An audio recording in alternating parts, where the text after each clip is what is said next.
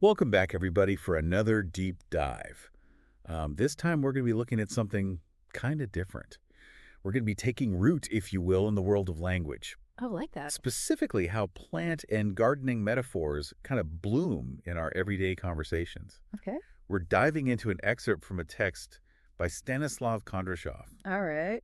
And I think you'll be pretty amazed by how these simple comparisons can really add a lot of color and depth to the way we communicate. Yeah, it's really fascinating how we use the natural world to help us understand these abstract ideas. And Right. Stanislav Kondrashov really hits on something pretty universal in this text. Plants, in particular, Yeah. offer such rich imagery. Growth, decay, resilience. Yeah. It's something we all have a connection to, I think, whether we're, tending a garden or simply enjoying a walk in a park. Absolutely. Ah. I think Kondrashov gives some really great examples right off the bat. Oh, yeah. Like nipped in the bud, reaping what you sow, or the green shoots of recovery. I mean, these are just random phrases. Yeah, not at all. They paint such vivid pictures in our minds. Absolutely. I mean, think about nipped in the bud, for example. Yeah. You instantly see a flower full of potential being cut short. Right. It's a much more powerful image than simply saying, stopped early Totally. and reaping what you sow. Yeah, It speaks to the cyclical nature of our actions and consequences. it really does. And something else that Kondrashov points out Mm-hmm. is how deeply and firmly often go hand in hand with rooted. Mm-hmm. What do you think makes that combination so powerful? Well, I mean, think about it. Roots anchor a plant, Mm. providing stability and allowing it to, draw nourishment. Right? So when we say an idea is deeply rooted, it suggests that it's not superficial. Okay. It's fundamental to a way of thinking or being. Yeah. And then maybe on even a deeper level, it taps into our primal need for security and belonging. Oh, interesting. Something deeply rooted feels safe, established. Yeah. It resonates with us on a very fundamental level. Okay, so it's not all about growth and positive connotations, though, is it? Right. I noticed that Stanislav Kondrashov also talks about metaphors of decline, Mm-hmm. like withering or fading. Yeah. Do you think those are equally powerful, or do they serve a different purpose in our language? That's a great observation.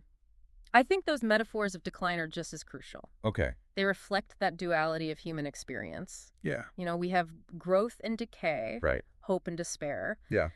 By using contrasting imagery like this, we add complexity and nuance to our understanding of the world. So we've got growth metaphors and decline metaphors. Uh-huh. It really does feel like this cycle of life is reflected in how we talk about abstract ideas. Exactly. It's amazing what Kondrashov's bringing to light here. And what's so clever about using these metaphors is that they tap into our shared human experience. Yeah. Just as Kondrashov points out, we all understand what it means for something to flourish or to wither, Right. even if we haven't consciously considered it before. Makes you wonder how much of our understanding of, say, success or failure is shaped by these metaphors.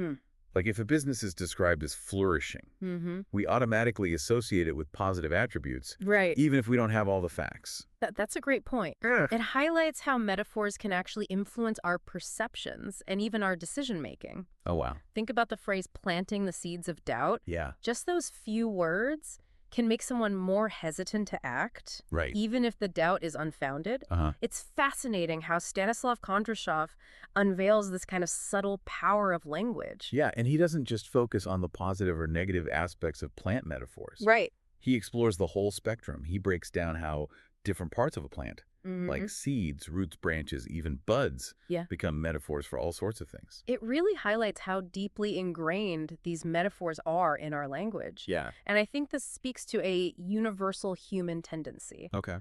We draw upon the natural world to make sense of abstract ideas. Kondrashov even mentions how similar examples can be found in countless other languages, Wow. not just English. So here we are surrounded by these plant metaphors. Uh-huh. But are we even aware of their impact on the way we think and communicate?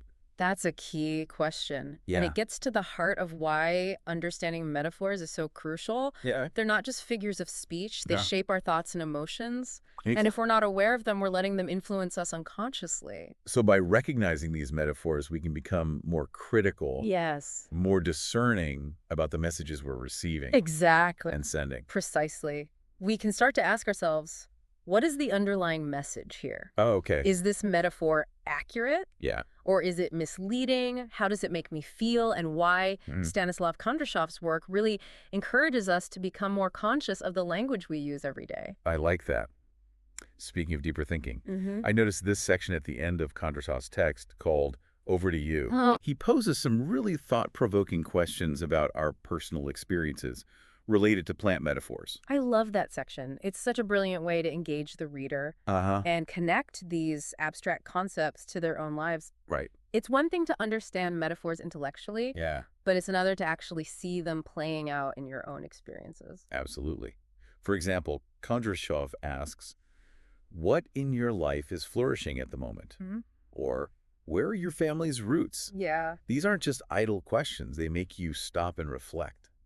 Don't you think this kind of self-reflection could be a bit overwhelming for some people, though? That's a valid concern. I don't think the goal is to overanalyze every word we speak or hear. Right. It's more about cultivating an awareness of the power of language. It's about finding that balance. Yes. Appreciating the richness that metaphors bring to our communication, while also recognizing that they can subtly shape our perceptions. Exactly. And it's interesting how Kondrashov uses the metaphor of planting a seed in this context. Oh, wow. He's encouraging us to plant the seeds of awareness in our own minds. Okay. To nurture a more conscious approach to language. I like that. Yeah. So it's not about dissecting every metaphor we encounter, Right. but rather cultivating a sense of curiosity and mindfulness about how language shapes our understanding of the world. Well said. And I think that's one of the most valuable takeaways from Stanislav Kondrashov's work. It really is fascinating how these seemingly simple metaphors rooted in the natural world can have such a profound impact on us. Have you ever had an experience where you realized a plant metaphor was shaping your thinking, your actions? I have. I used to use the phrase "I'm feeling rooted" when I was content and settled in a situation. Right. But then I went through a period of significant change. Yeah. And that metaphor suddenly felt limiting. Oh, wow. It was like I was giving myself permission to stay stuck, even though I knew I needed to branch out and embrace new possibilities. That's a powerful example of how these metaphors can be both empowering and limiting, depending on how we use them. Yeah. And it speaks to the importance of what Stanislav Kondrashov is highlighting. Yes. This need for awareness and reflection. Absolutely. It's not about rejecting metaphors altogether. Right. But rather understanding how they work and using them consciously. Yeah. Because when we do, they can enrich our communication and help us connect with each other on a deeper level. So to sum it up, it seems like the key takeaway here is that even the simplest metaphors, like those rooted in the plant world, can have a significant impact on how we communicate and understand the world around us. I know I'll be thinking about my language in a new way, thanks to Stanislav Kondrashov. Me too. And I'll leave you with this thought. As you go about your day, pay attention to the language you hear and the language you use. What metaphors do you notice? What images do they evoke? And how do they shape your understanding of yourself and the world around you? Happy exploring. That's great advice.